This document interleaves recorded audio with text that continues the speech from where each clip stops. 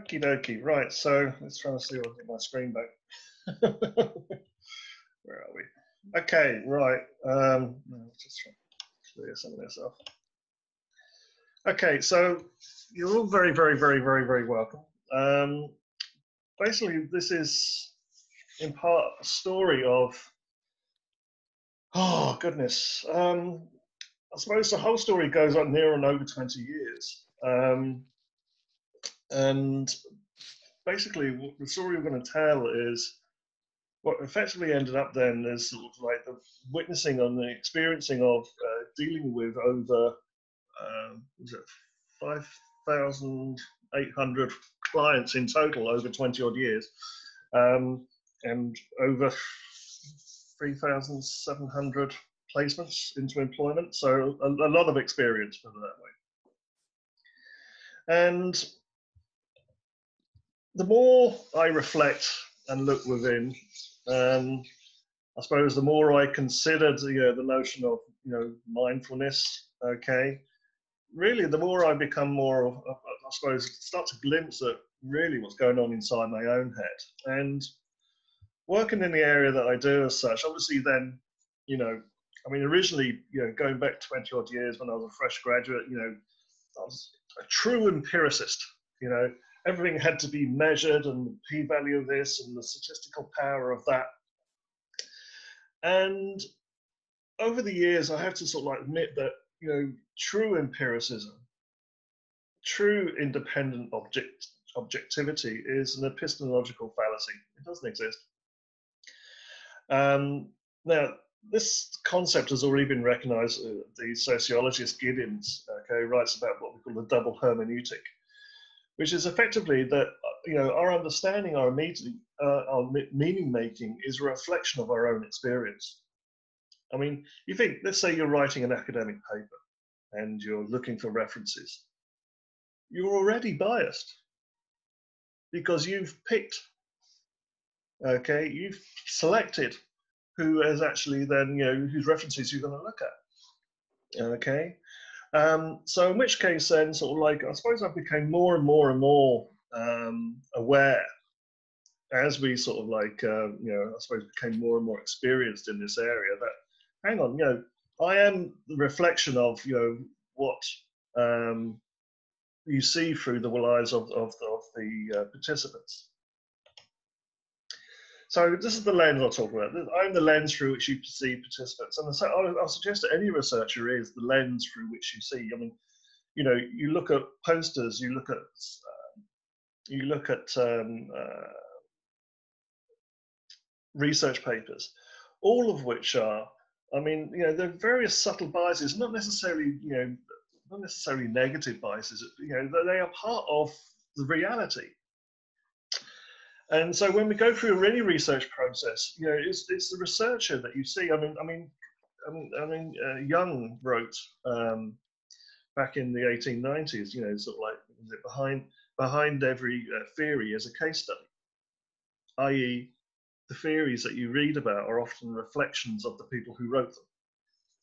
So where I finish and the client's story starts, it can be very blurred and obscured at some stages. And to try and suggest then that they are, objectively independent is quite futile. Anyway, so bring into the perspective then the study of unemployment, in which case then you're never really presented with a full picture. And this is why then, the previous models of the likes of the ESRI have worked very hard trying to capture, there's almost like the matrix of, psychological features and socioeconomic features that create then the propensity and the predictability of unemployment. The best they can often reach is about 40%. Now, they could get higher figures, okay? And again, I know from our own research, I mean, it's like, if you start to be more specific with the populations, okay, then obviously then what happens is that, yes, the predictability of a regression model, say, for instance, dramatically increases, but you're starting to reduce then the number of participants then that model can apply to.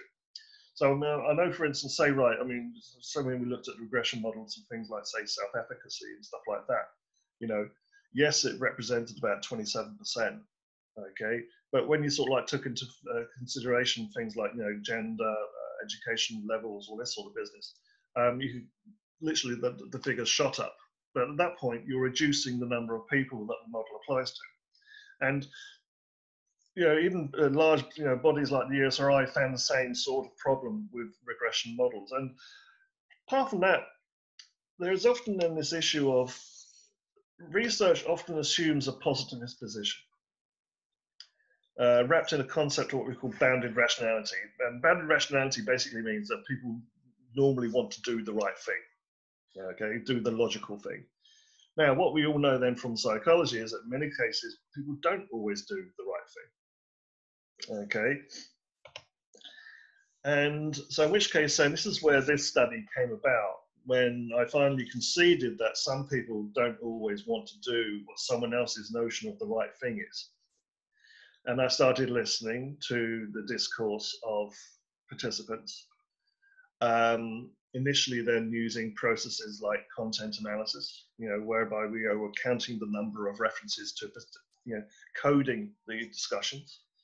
From those content analysis, then we then obviously adopted a thematic analysis, okay, whereby we were looking then for themes and then these, you know, large numbers of coded responses. And at that point, then going back and again and saying, right, okay, looking at my part in the discussions of these interviews, which was 12 interviews, 12 group interviews over a period between about 2015 to 2016. And what was my comments and what was I thinking at the time? Okay, what was going through my head as I shared, you know, listened to their stories. And what was interesting was that sort of like,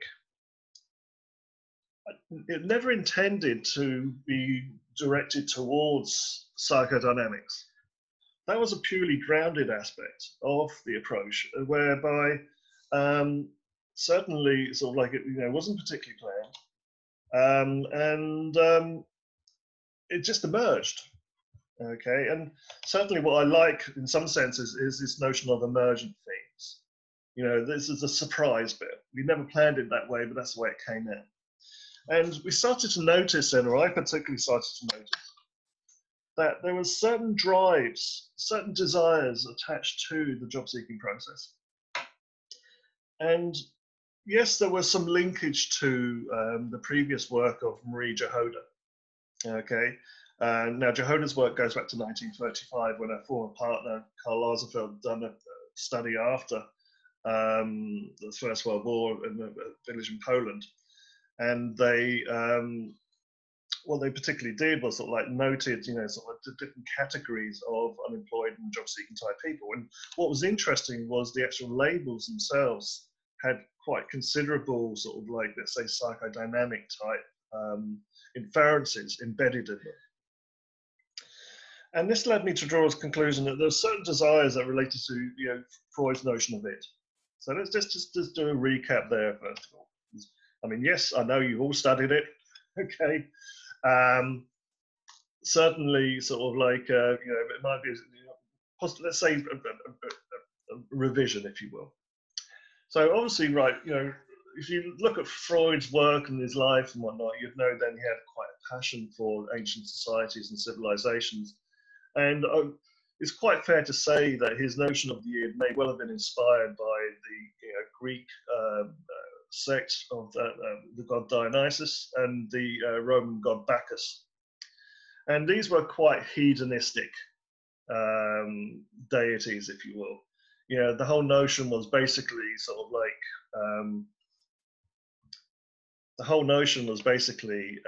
that sort of like, you know, you live to enjoy yourself. So yeah, so he's inspired then by the likes of Dionysus and Bacchus, okay? And this pushes then, this notion of the id is, right, it is our life force. It's hedonistic. Where it's contained then with this is the notion of eros, which is our life force. Now, as crazy, as selfish, as almost like, you know, pleasure-seeking as the id is, without eros, we're dead. Okay. Now, its features are it's fiercely selfish, its insatiable desire for love and secure attachments. It's urge for independence, repelling confinement and constriction, constantly craving gratification, and again, woven into sexual erotic satisfaction. Depraved sometimes to the point of perversion, seeking power, manipulation, glorification. And this is commonly then bound up in the concept of what you call then the pleasure principle. Okay. Now, it's noticeably amoral. It's impervious to both good and evil as long as its needs are met. It's impulsive, irrational, greedy, aggressive, devious if necessary, and definitely the ends justify the means. Now, with that energy is our libido. Okay, and again, that's the nature of this energy, that without it we die as such. Okay, and yet the id is interestingly then reviled by certainly current society. I mean, you've got to remember what was interesting about the id. If you look at then these sort of like the notions of the cults of Dionysus and the cults of Bacchus, that they were almost accepted as part of, you know, Greek and Roman society. But interestingly, id is almost like at odds with, you know, the 19th and 20th century philosophy, if you will, certainly Western philosophy. So in which case then it gets pushed underground, it's concealed, it's hidden. Okay, and within the person then, the id is obviously then confined by the ego. The ego is the manager of mind. It pushes this stuff down below consciousness to relieve us from anxiety and guilt. Okay, and what is allowed out through this filter of what we call the reality principle. So, you know, the id, if you will, is appeased by letting certain degrees of it, you know, filter through. Okay, and that's called then the reality principle. Now, through this sort of study, okay, and again, study of unemployment, a number of drives and motives emerged. Again, these weren't planned; these were emergent. Okay, i.e., so it's listening to the stories of the participants, listening to what I was thinking, and saying, right, what was coming out from that in terms of a structured, empirical type process, if you will.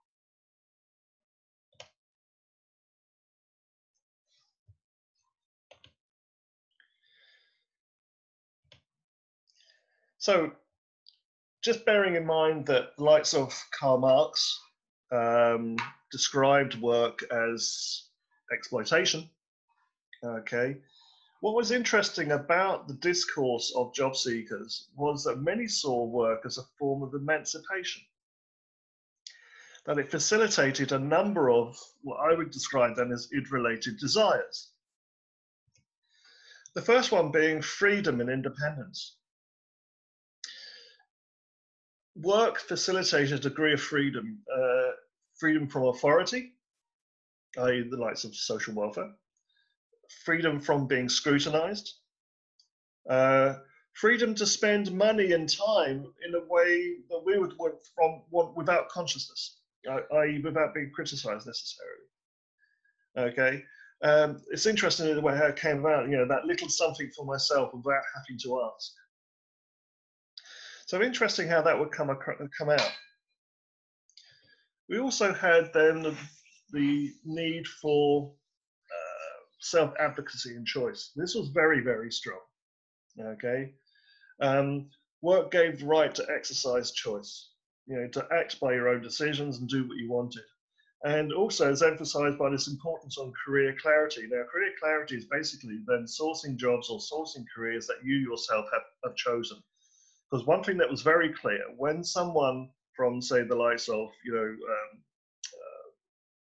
one of the state bodies or one of the agents acting on behalf of the state try to impose upon a person what sort of job they should go for, that the degree of resistance was quite pronounced. So it's obviously then is conflicting with, you know, this inert drive for self-advocacy, the desire to want to do your own thing and make your own choices. There's also an interesting sense of attachment. Now, attachment can be at different levels. Work provided an attachment to a higher cause. And again, this was identified by Jehoda. It also gave an attachment and affiliation to a particular organization where you have made a choice of, you know, this is a target company I'm looking for, or a profession. Okay. And Beyond that as well, work also created a recognized entitlement to be integrated into society. Now, this seems to be quite prominent amongst a lot of job seekers. Working or being employed, it was your passport to be integrated into society. And being out of work, you were in the out group, you were isolated. There's also a certain degree of achievement and power. Work provided socially recognized and irrefutable social status. It gave opportunities to acquire power over others and over our own fate. Okay, and what was interesting here was that it facilitated, I've got that here, yeah, it facilitated momentum and activity. Work provided movement. You were going somewhere. You're drawing on energy and you're going somewhere. It provided traction and progress towards various goals. Okay, by working, you could adopt those higher plans, if you will. Without working, you were relegated down, say, Maslow's hierarchy, down to the bottom levels of physiological needs, where your sole purpose was to survive. Okay. So again, now these were, as I say, they're all driving towards something. They're also the gaze of a degree of satisfaction. Okay, certainly though, it would be identified as approach motivation. Okay, if you look at the work of Elliot. Okay, now what happens with this?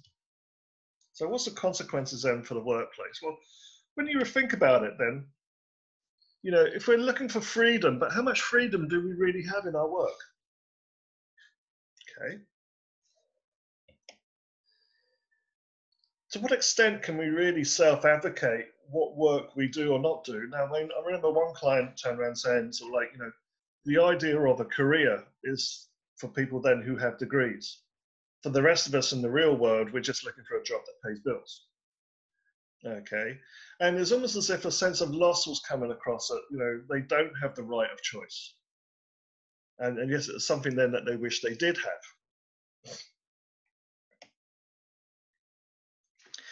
How many organizations wish to form genuine attachment bonds with their staff? Now, this is an interesting question. There are many organizations that would, but there's also many organizations perhaps they wouldn't.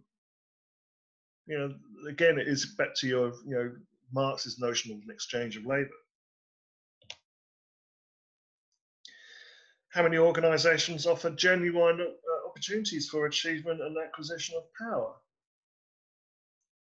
And again, that's going to vary. I mean, it's a provocative yardstick, if you will.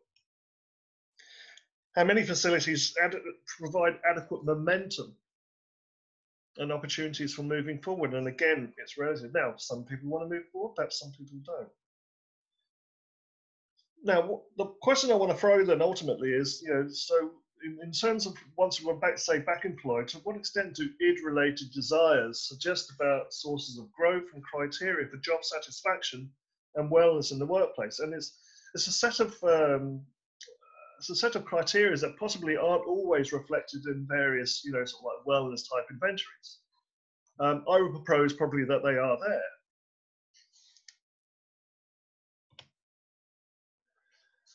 Equally so, we've got the notion of the superego. I suppose, if you think of it in terms of a seesaw, you have on one side, you have then the id, on the other side, then you have the superego. So let's just remind ourselves, what is the superego? Well, it's the scornful parent in absentia. Any authority figure or significant role model, and possibly cultural expectation, largely generated from our childhood, that rigorously taught us right from wrong. It's our moral compass in a sense. Okay, it's our guide to righteousness under the threat of punishment for deviancy. Now, it's developed during childhood, as I'm sure you know, and presents the child with their what we call the ego ideal, i.e. their sense of approved behavior, their conscience, what would result in approval, what would result in punishment. And obviously then it effectively exists then to counterbalance the rule-breaking desires of the id. So you've got this balance approach coming forward. Just go back a second. Now, the important thing to note is that when the id and the superego are equally balanced, the ego, the bit in the middle, the pivot, okay, can maintain a rational mind and generally good self-esteem. Okay, so you've got one deviant force on one end, one ultra-conservative, law-abiding force on the other end, and you have this ego in the middle trying to maintain balance and order. And with that balance comes positive mental health. So we attempt to avoid scorn from the superego effectively by the way we manage our thoughts and behavior. And there are several sources of possibly real and perceived scorn and negative judgment going on during the job seeking process. Some of these may be met with a fight response. Some of these may be gradually degraded to avoid strategies of an ego defense. And we'll talk about those in a moment. But ultimately, the stuff we're trying to avoid is first and foremost rejection and failure. I could do a presentation alone on the force and fear of rejection. Okay. And part of this is, is this big story around sort of like modern technology, okay, in that there's a constant habit nowadays that not many people receive feedback from their applications. Equally so, then application rejection, okay, and its effect then on the the inner psyche is actually quite pronounced to the point whereby then if you don't apply for anything, you don't fail. And sadly, to some people, this was, it sounds like a paradoxical behavior where, you don't apply for anything, you don't get rejected. It just goes to show them the power of rejection in the employment process. Even worse, though, was silence. Silence is negative. Silence sent out the message that you're not worthy of a response. You're worthless. Many people spoke quite deeply and fearfully of, the experiences of, making applications and not hearing anything.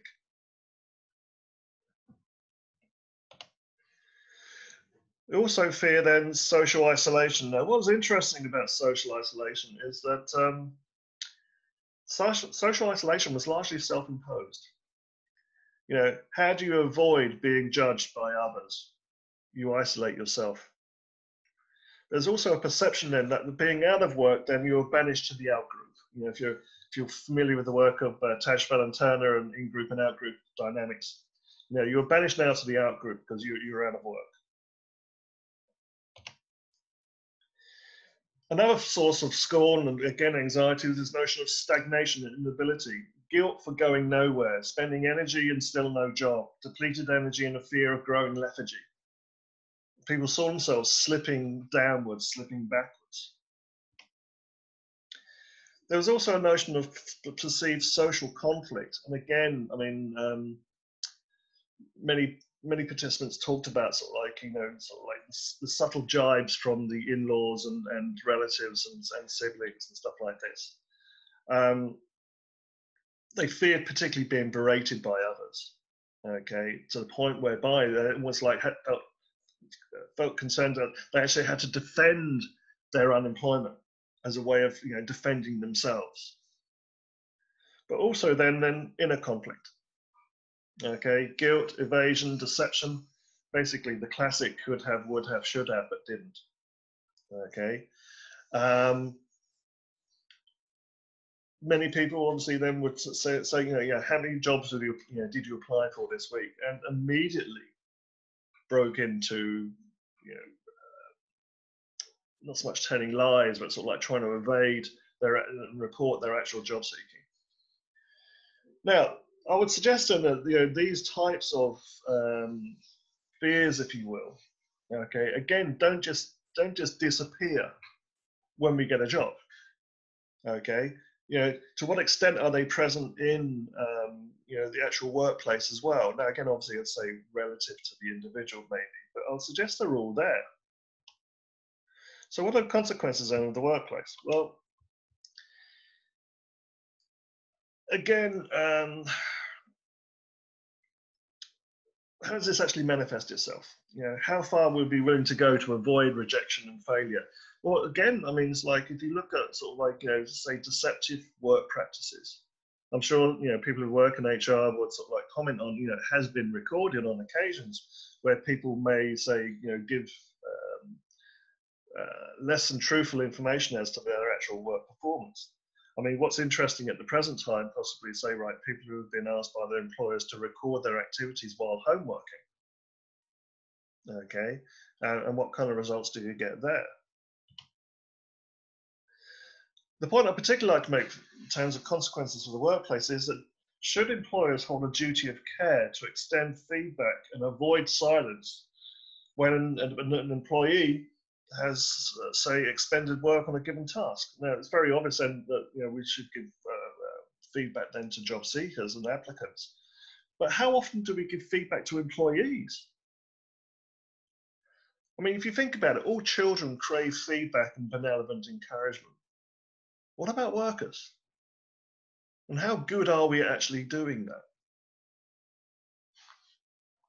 Again, relative. Equally, know this notion of hiding, what we call the camouflage worker, okay? The people who sort of like, go and hide in the corner. Now, is it safe to assume then that workers that prefer isolation of some kind, is that deviant, or is that harboring some kind of ill feeling, or is it just part of their personality?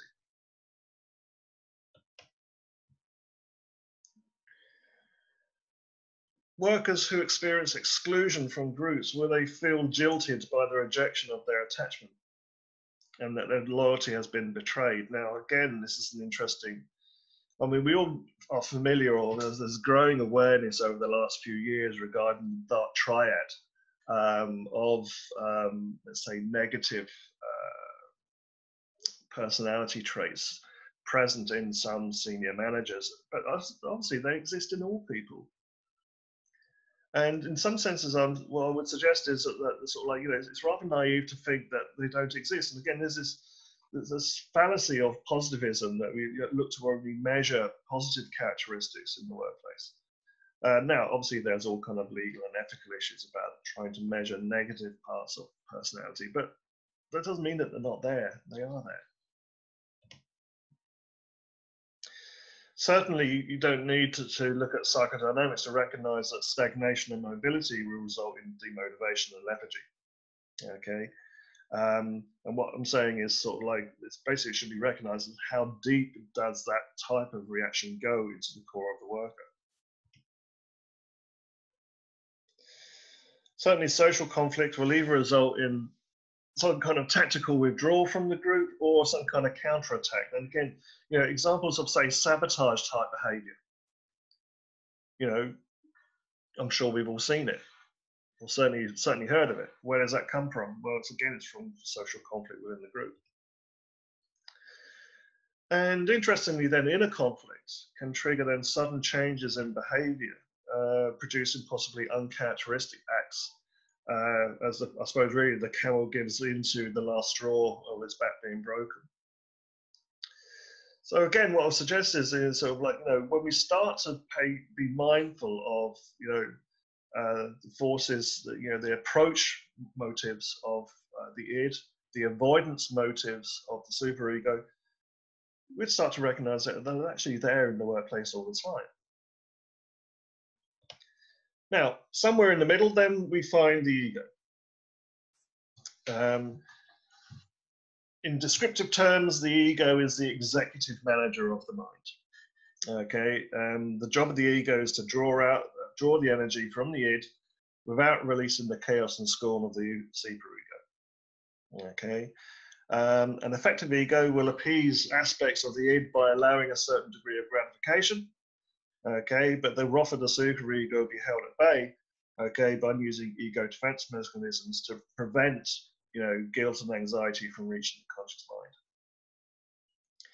Now, obviously, then from in the state of unemployment, we've got very mixed bags of sort of like approach and avoidance. And what was interesting about the research that we did was this: how they both coexisted. How even within the same person, there could be approach and avoidance drives operating at the same time. Okay, which again, I mean, it's very easy then to understand how then unemployment can be, create such a state of anxiety amongst them different people. Now, ego defense mechanisms, again, is the way that sort of like the ego would operate. Now, they've advanced over the years. The original list obviously came from Freud. Okay. Anna Freud then expanded the list of potential ego defense mechanisms. They were extensively then expanded again, and a particularly good list, if you will, is by the work of a guy called George Valiant, okay, or Ted Feinberg. Now, there is obviously some overlap. Okay, we'll discuss that a little bit later on as to whose list you picked. I would say it doesn't matter. You can create your own. But certainly what we did, and what we're reporting now is what we recognised then from the actual research that we conducted. Okay. So projection was there, okay. So blaming or criticizing others, it's funny as sort of like numbers of individuals who criticize the unemployed, but then said, "But I'm not like that." So it's notion of projection. Obviously, denial is an easy one to recognize. Refusing to take responsibility for an event or an outcome, refusing to accept there's any jobs out there. Again, it's easy. It's easy to defend not job seeking when you deny there's jobs out there to go for in the first place. We also recognize then distortion, exaggerating or diminishing an event like unemployment and reducing its, just accepting that it's all like this, it's just a state of the world that's out there, there's nothing I can do about it. Displacement, people then who look to blame foreigners, okay, labeling employers as exploitative, and there's plenty of those. They were transferring blame and responsibility onto another, and again relieving themselves of the responsibility of job seeking themselves. Passive aggression, there was plenty of that, claiming actively job seeking but not. Okay. Rationalization, again, sort of like again declaring that there's no jobs, the economy there's in chaos, and it was like trying to justify it. Okay, gathering evidence, show them that sort of like it's quite rational then that there's no point in you job seeking because there's no jobs out there. Another interesting one that came in was isolation. People actually then, after a while, people began to report and admit to the fact that they were hiding away from people who may judge them, particularly friends, relatives. Again, this idea of social isolation that if you can't compete or mix with your previous peers, okay. I mean, job seekers reported sort of like they dreaded meeting up with their friends who would ask them, how's the job seeking going, knowing then that they weren't working. So having to account for themselves, it's easier to isolate than account for yourself. And I suppose again the general anxiety attached to job seeking obviously then led to a fair degree of procrastination.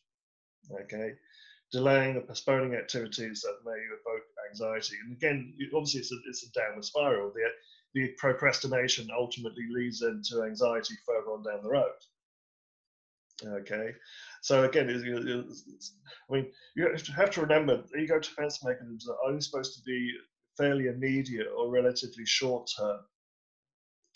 The long-term execution of ego defense mechanisms generally then are dangerous, effectively, in that they start to run very thin in terms of their credibility, and again, the anxiety and the guilt, coming from I suppose really the superego starts to kick up the stink.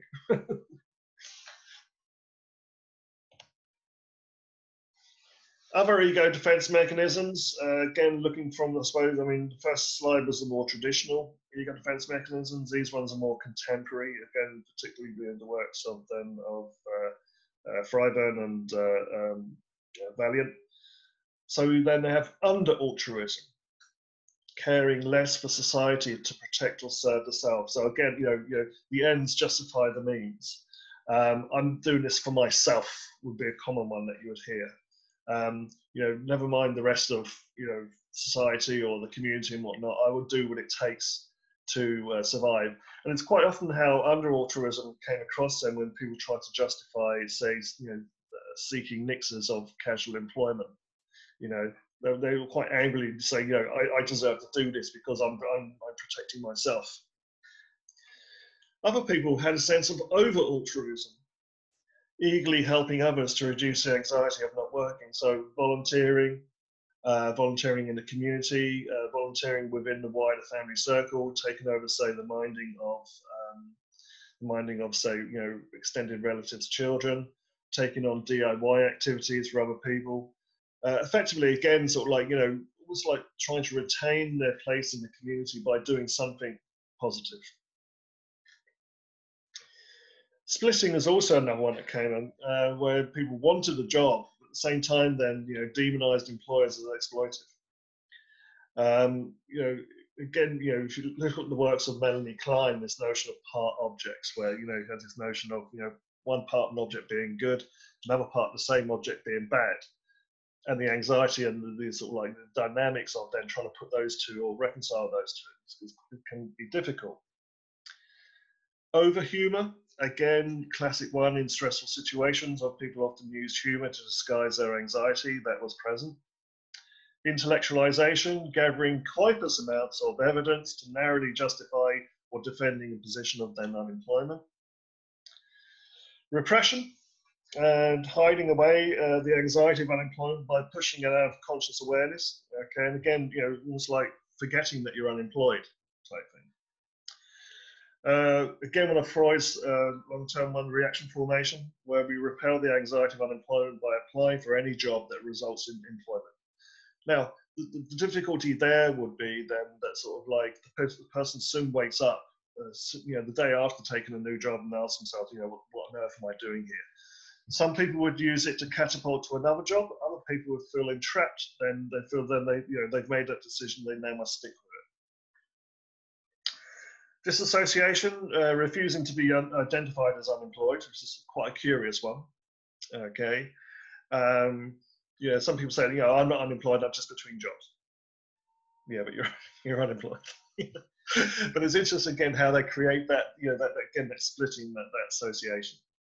And ultimately, regression as well. Regression is there quite present. People would often then, you've got to remember, when people are made unemployed, that's not just part of the story. Part of the story is where they become unemployed from. Okay? The idea then that sort of like some jobs, were ultimately very stressful.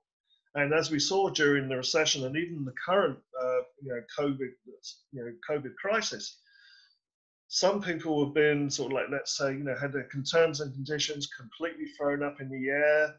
Some employers were quite exploitative over the situation. Others were spending over backwards, trying to sort of like facilitate desperately, trying to help their employees. And what's interesting is how regression came about then. People then started looking for jobs, so they did, say, 5-10 years ago, when things were better. So it's almost like, they want a job, but they don't want the stress that went with their immediate work experience. They want to go back to a time when they felt safer, which is the classic definition of regression. So what are the consequences for the workplace? Okay, well, obviously, ego defense mechanisms clearly have a role in job seeking. Okay, and the question is, do they just disappear once we've sourced employment? I would propose they don't. Now, obviously, we've got an issue in terms of the paralegal overemphasis on empirical evidence for just about anything, means then that the likes of things like ego defense mechanisms are often overlooked or abandoned due to the lack of verifiable evidence. But in doing so, we're missing a lot. If we review and reflect upon these ego defense mechanisms, how many would you feel you've either suspected in others or perhaps even quietly experienced in yourselves? Could it be argued then that toxic workplaces particularly are awash with various ego defense mechanisms? I would suggest probably that they are.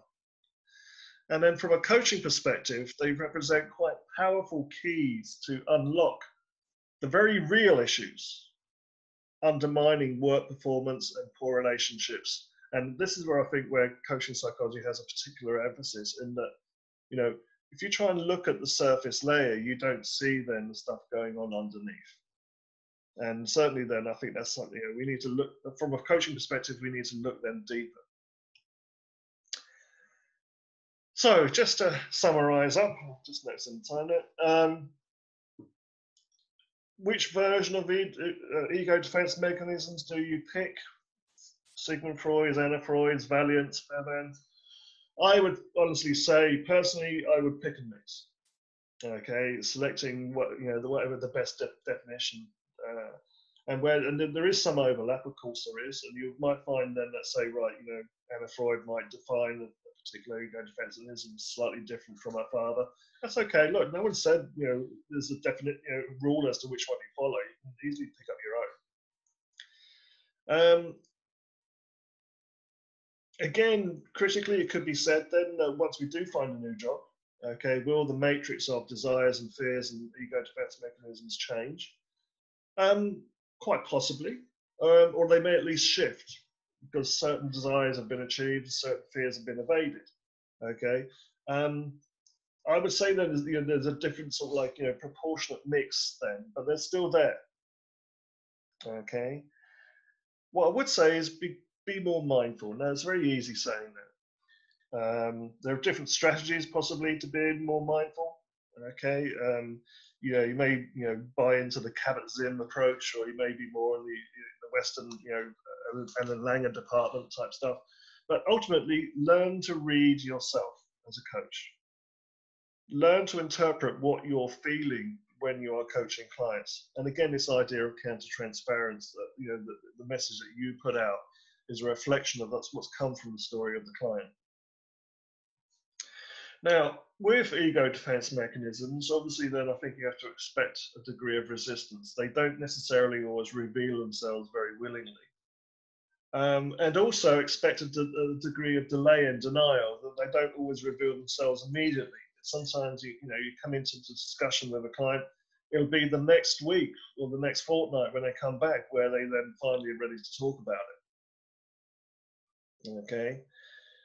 Now, yes, you could say then these findings are speculative. If you want to keep the positive hat on, fine, fair enough, good of you.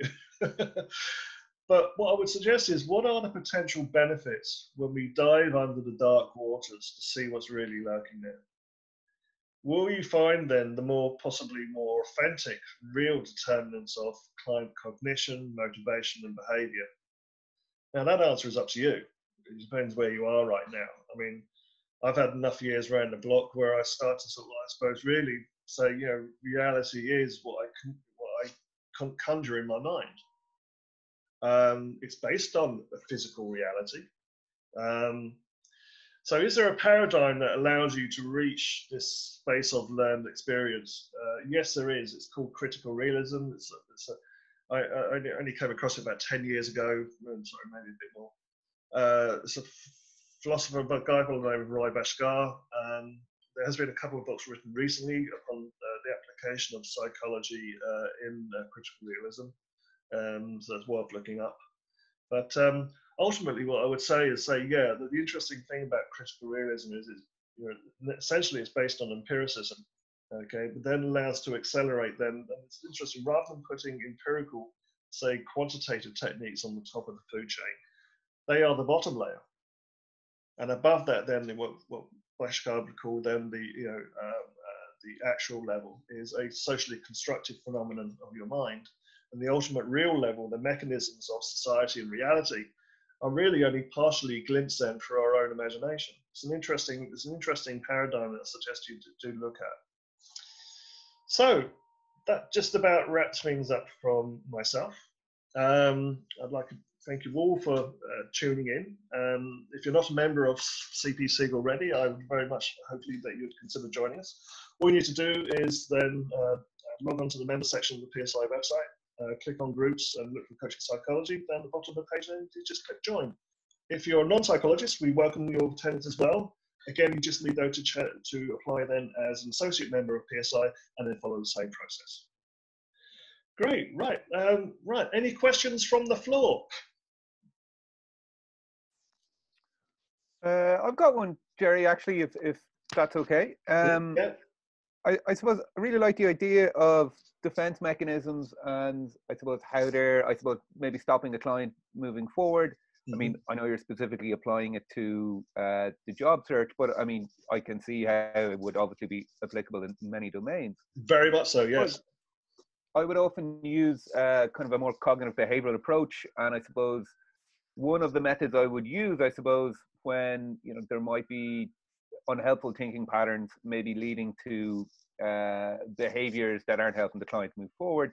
So I might take a list of all the particular unhelpful thinking patterns and ask a client to, if any of them might apply to their situation.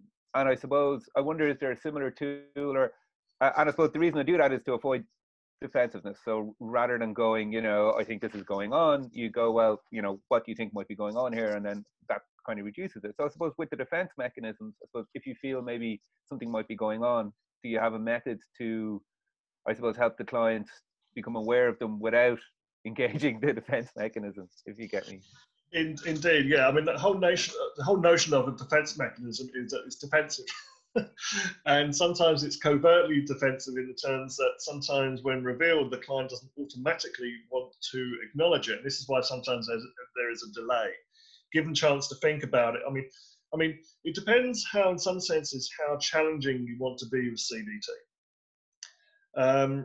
Some people take a very passive approach to cognitive behavioral therapy. Some people, you know, I mean, even if you look at the original work of, say, Fritz Perls, okay, in Gestalt psychology, he would have no problem in directly challenging people as to when they were hiding stuff or not being authentic, as he would put it. So yeah, I think it depends between what your relationship is then with the client as to how deep you go. Now, what I would say is, if you take a passive approach whereby you make a note of what you're feeling, and if you feel you recognize, I mean, the easiest thing to do is literally have a list of the, say, ego defense mechanisms. And after having a session of coaching, come to that list and almost like tick or rate which ones you think may have been present. And then at the next meeting, bring it up and say, you know, again, classic, you know, counter-transference reaction, you know, so like, you know, the last time we were talking about X, I got a feeling of Y. Perhaps you'd like to elaborate a bit on that. Okay, so you can do it in a gentle type way. You don't necessarily have to challenge people at times, put them a bit ill at ease. Obviously, that doesn't always help. But sometimes you can catch up with them later on. Okay, and again, that way then sort of like, you know, the emotions, you know, are suppressed, if you will. The level of arousal is much lower. And they'll say, yeah, actually, I was doing this, or I felt a bit like that, you know, a bit like the other. So sometimes, you know, sort of create a bit of a delay, and yes, that can work well in terms of then later identifying that yes, a particular defense mechanism was in action. Okay, cool. Very helpful. Thank you. No, you're welcome. Jerry, I have one. I was just wondering, in terms of your analysis that you have been doing, have you found any correlation, like either a positive or a negative relationship to time being a factor to the development of these ego defense behaviors? Right. In relation to time, obviously, right, this is drawn from qualitative, so you're taking it, you know, it's sort of like a one trial type scenario. Sure. But what I would say with the time factor is that quite honestly, over a period of time, people's positions can shift. Okay. Okay. I think a lot of it depends on what their social or experiential experience is in terms of, you know, have they had a run of good luck, let's say, have they run of bad luck? I mean, this is where then the environment then can also then sort of like bring in a dynamic effect. Sure. And people can change actually quite rapidly which is very interesting. I mean, it's like, I mean, certainly from a psychological point of view, say if you sort of like, note the pathology of a client, okay, and then let's say they sort of like a job, say they get a job out of the blue, and you see them then just a week later, the difference in the sort of like the personality traits that they're demonstrating and how they're accounting for their then and now can be one almost like paradoxical, being perfectly honest with you, but two, quite interesting how then sort of like how we can switch hats very, very quickly when we want to. So now generally there would be a sliding regression. People are often in denial. And again, if you look at Jehova's work, she found the same thing. The first earliest phases of unemployment, people can be in denial, thinking they're going to be okay, thinking that, I'm just taking a rest for now. When I do start actively job seeking, I'm going to immediately get a job. A little bit later on, they realize, hang on, that's not happening. Why is that happening? Why is that happening to me? And then further on from that, again, they start to gradually deplete their energy, if you will, and become certainly more defensive in their attribution of as to what state are they in. I mean, coming back to the CBT type approaches, again, sort of like depending on where the client is at, you may need to adapt the approach accordingly. Sure. Reid, you're coming in there, I see. Yeah, no, I'm just thinking about it. A fantastic presentation, Jerry. Really grateful to you. Really insightful. It just brings so much of the Freudian stuff into coaching. And I suppose I'm thinking, if this is okay, Jerry, I'm just wondering, I suppose two comments. One comment is that it's as applicable to retirement and to that angst, that process of angst, which actually has a different ending, really, in retirement. Very much so. Yeah, which is, I think, is just a very good arena to apply what you've spoken of so well. And the second thing then is, I'm kind of thinking about it in terms of coaching. Like psychodynamic counseling or psychotherapy would be a long-term, gradual unfolding of the self-awareness, if you like, of the client, for want of a better term. And I'm just wondering how you envisage it in coaching, because I still think of coaching as a shorter term intervention, Yes, I mean, it depends what rule book of coaching you kind of like buy into. I mean, strictly speaking, I mean, positive coaching, though it kind of like got wound up with solution focused, okay. If you look at other, notions of life coaching, that's not necessarily so short term. It remains its positive focus, of course it does. Now, I mean, Irish culture, where we are at the moment, I think we still like short-term interventions. We don't necessarily like the kudos of sort of like attending long-term assistance. But this is what, again, look at the wording. We're not talking about counselling. We're talking about coaching. Now, if I was to say coaching from its positive emphasis and its benefits to life in general, there's no harm in having a longer-term relationship with that concept. Now, it depends on the coach and their own philosophy. But it also depends on the client and their own needs and what the client requests. I mean, I've had various clients over the years who sort of like, say, start off with the 4 to 6 session model, and they say, yeah, I appreciate that. We've ticked those boxes. I'm now in a much better place. Can I come back or can I continue? Now, if you think about the philosophy of coaching psychology and particularly positive psychology, whereby you take the original concept, say the original sort of like learned helplessness concepts of Seligman, and say, right, we flip them in reverse to create, say, learned optimism. Okay, is there anything in the rule book to say that can't continue? Obviously, it's clients. Now, there we then obviously have the ethical issue that, right, okay. I mean, I would always say you work to do yourself out of a job, most definitely. Okay. One of the flaws of other type of approaches, you could say, right, does it promote dependency? And then this is why then, sort of like adhering to and recognizing our own ethical code is paramount. That, you hold on to this idea that we work to do ourselves out of a job. If the client then requests then further assistance and it's warranted, then sure, why not? Now, in terms of psychodynamics, which is normally, again, the long-term story, okay, I think there are ways of fast-tracking. Again, the use of, just in the same way as what, say, right, positive psychology would use strengths and virtues as accelerators and catalysts of, achieving solution-focused outcomes.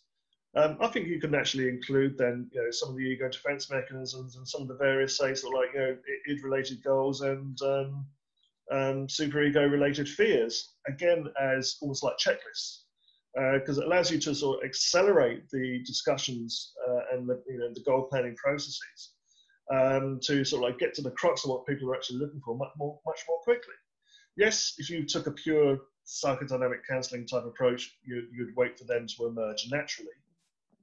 Okay, you're kind of like bypassing that aspect of it and almost like fast tracking, okay, by taking a more sort of like an inventory type approach. Now, I'm sure there's other ways of doing things. And again, I think people have their own imaginations and ideas about how they could make that kind of concept work for them and their type of client base. But yeah, there's no definition to say that, oh no, you have to stop at 6 sessions or whatever. You can go on if you want to. Does that answer your question? A couple of other questions from the chat, Jerry, if you'd like to field them. Yeah. Now, where do I find those then? Well, I can call them out to you. I suppose first one from, I think, Thomas Cahill was asking any books or texts, any great recommendations for textbooks in this area? Definitely right. These psychodynamic psychotherapy book I recommended in the AGM. I'm sure that'll be available. Yep, go and look that one up. It's a really easy book. Okay. And second question from Nuala Whelan: are there any lessons for labour market policy and its implementation here, Jerry? Oh, not half. Right. This notion that right. It would certainly, our research would suggest that some of the current labour market interventions that encourage people to take whatever job it goes would result then in fierce resistance, and I would suggest then that's probably what people are reporting. Now, okay, from a state body's perspective, they say, well, like, that's fine, we recognise that, but we need to reduce the figures, if you will. I would suggest then that the various stakeholders need to sit down and chat perhaps a little bit more, because certainly the practice doesn't necessarily reflect the psychology, okay, and that's a problem. I think also then that sometimes one hand of the social welfare, where they create, say, a scenario whereby is say the structure system in the dole, does it facilitate job seeking, or does it facilitate continued unemployment? That's a question and a discussion that needs to be had. Say, for instance, the continuation of the COVID payment until April next year. I would say that's a profound error. Significant error, because it's like we know them from people who initially signed up, they may have been working 1 day a week, and all of a sudden then they're getting 350 quid. That's hardly an incentive to go back job seeking again. And certainly, it's like I'll be on the executive board of the INOU, the Irish National Organisation of the Unemployed, and so the fits from the figures there from some of the accountants there and the economists is that are let's say confusing at the moment. The figures don't necessarily reflect the reality.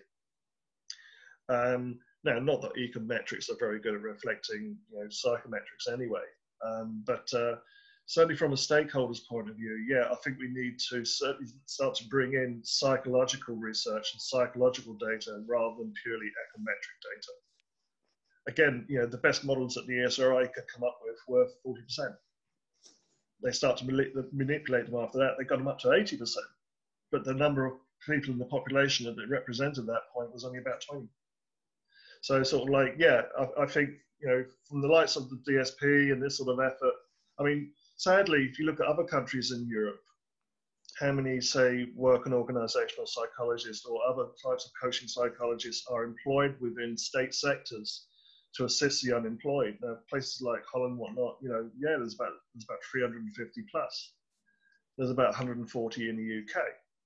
How many in Ireland? 0. So in some senses, I would say, you know, that's part of the problem, because we're only looking at the unemployment problem through a very small lens. We need to go wider scope. And certainly, yeah, Nula's perfectly correct. We need to start bringing in psychological research findings into the more econometric data. Complementary, put them together, you start to get some, I would imagine, some very, I mean, I know when I did our research, we never looked to contradict the ESRI. We looked to be complementary to the ESRI. So say, look, what we'll say is add our psychological data, you know, our say regression models and qualitative findings on top of the econ findings that they found, and to get a much then clearer picture on the unemployment, you know, motives, if you will, from people. There'd be a much more accurate picture. So yeah, no, you're dead right, Nuala. You're dead right.